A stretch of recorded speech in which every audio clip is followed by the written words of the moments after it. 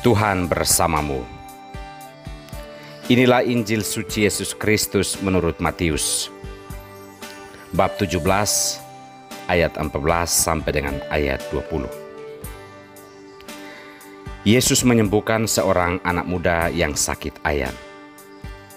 Ketika Yesus dan murid-muridnya kembali kepada orang banyak itu, datanglah seorang mendapatkan Yesus dan menyembah.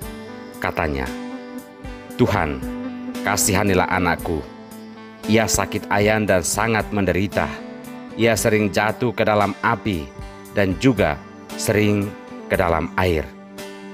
Aku sudah membawanya kepada murid-muridmu, tetapi mereka tidak dapat menyembuhkannya." Maka kata Yesus, "Hai kamu angkatan yang tidak percaya dan yang sesat, berapa lama lagi aku harus tinggal di antara kamu? Berapa lama lagi aku harus sabar terhadap kamu? Bawalah anak itu kemari." Dengan keras Yesus menegur dia, lalu keluarlah setan itu daripadanya, dan anak itu pun sembuh seketika itu juga. Kemudian murid Yesus datang, dan ketika mereka sendirian dengan dia, bertanyalah mereka, "Mengapa kami tidak dapat mengusir setan itu?" Lalu ia berkata kepada mereka, "Karena kamu kurang percaya. Sebab aku berkata kepadamu, sesungguhnya sekiranya kamu mempunyai iman sebesar biji sesawi saja, kamu dapat berkata kepada gunung ini, 'Pindahlah dari tempat ini ke sana,' maka gunung itu akan pindah dan takkan ada yang mustahil bagimu."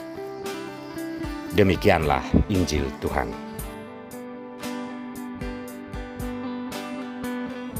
Berhati-hatilah saat engkau merasa kenyang. Inilah sampan bersama saya, Pater Domikevi, SVD. Saudara-saudariku, Bapak Ibu yang terkasih, dimanapun Anda berada saat ini, sampan kembali menyapa Anda sekalian. Saudara-saudariku yang terkasih, materi pelajaran untuk hidup tidak pernah selesai. Untuk membentuk hidup kita sendiri, kita seharusnya tidak pernah merasa kenyang, apalagi bosan.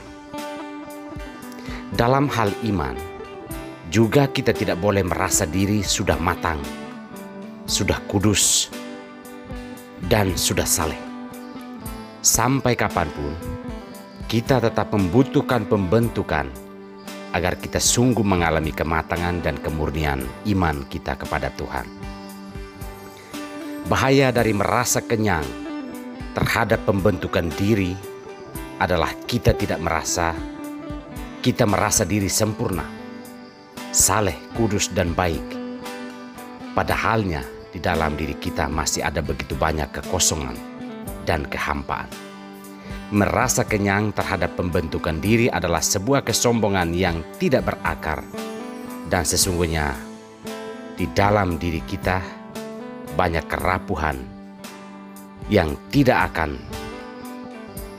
terolah dengan baik karena kita sudah kenyang dan bosan dengan ajaran-ajaran baik di sekitar kita. Saudara-saudariku yang terkasih, ketika tiba di tanah yang dijanjikan Tuhan hanya meminta satu hal kepada bangsa Israel, yaitu mereka harus belajar bertakwa kepada hanya satu Allah dan jangan pernah merasa kenyang terhadap ajaran Tuhan.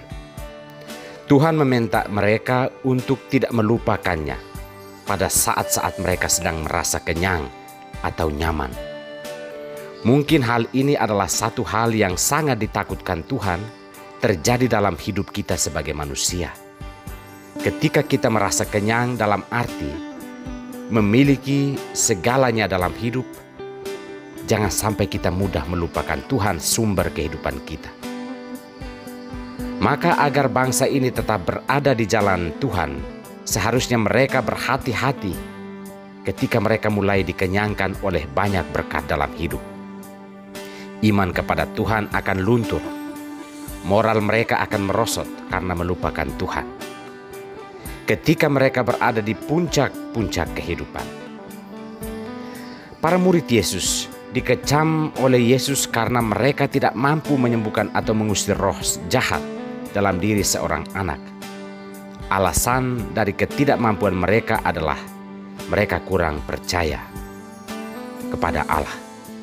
Mungkin bagi mereka sudah cukup mengikuti Yesus, sudah cukup disebut murid, sudah cukup kalau tahu berdoa dan berbagai perasaan berpuas diri dengan apa yang sedang dimiliki. Kekayaan hidup di dalam Tuhan tidak pernah akan selesai diselami. Maka Yesus meminta agar dalam hal iman kita terus bertolak ke tempat yang dalam, karena Tuhan dan segala kekayaannya tidak seperti sedikit kemampuan dan berkat yang kita terima hari ini. Terhadap Tuhan dan segala kekayaan rahmat-Nya, kita sebenarnya perlu terus merasa lapar. Hanya sayangnya banyak manusia yang apatis terhadap jalan-jalan Tuhan. Banyak yang menganggap kata-kata Tuhan itu tidak ada isi, dan sebenarnya ini suatu pertanda kalau garam sudah mulai hambar.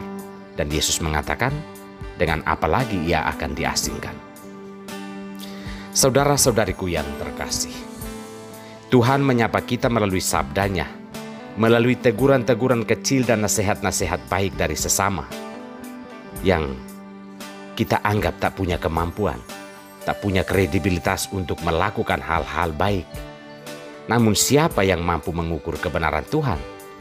Hanya orang-orang yang rendah hati, yang tidak sombong, dan yang tidak merasa kenyang dengan ajaran-ajaran hidup yang baik. Semoga kita belajar untuk semakin beriman, dan untuk hal ini kita perlu berhati-hati terhadap kekenyangan-kekenyangan semu yang sering membuat kita muak dan meremehkan ajaran-ajaran serta kebenaran Tuhan yang ada di sekitar kita. Tuhan memberkati kita semua.